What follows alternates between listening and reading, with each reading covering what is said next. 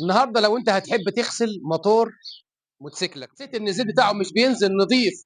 طيب لو حبيت تغسله من جوه، ايه انسب حاجه ليه؟ هل هتجيب فلاش موتور اللي بيتحط في العربيه هنغسل بيه زيت الموتوسيكل او الموتور بتاع الموتوسيكل من جوه؟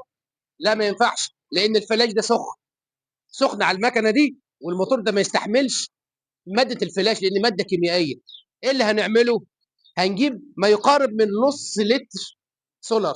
السولار ده طبيعته ان هو عليه زيت، هيكون خفيف وناعم وحلو على بطن الموتوسيكل. هنفضي ما يقارب من نص لتر الجاز ده في بطن الموتور، وهندور لمده دقيقتين بالظبط.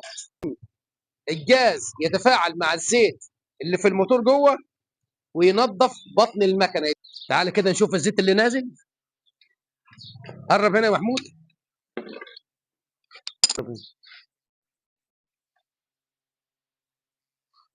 شايفين الزيت نازل ازاي؟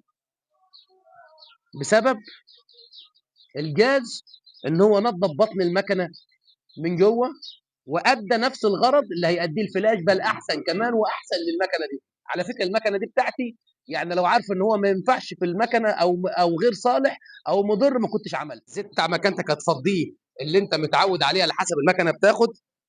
تمام، ما تنساش ان انت تمشي بيه نص المسافه، يعني لو بتمشي 800 كيلو امشي بيه 400 ونزله، او 300 ونزله. ليه؟ الزيت القديم اخذ كل الجاز اللي حل الزيت القديم فين؟ في بطن الموتور من جوه، يبقى انت كده ماشي ايه؟ مطمن. خليك مع البلدوزر، تفضل دايما في امان. السلام عليكم.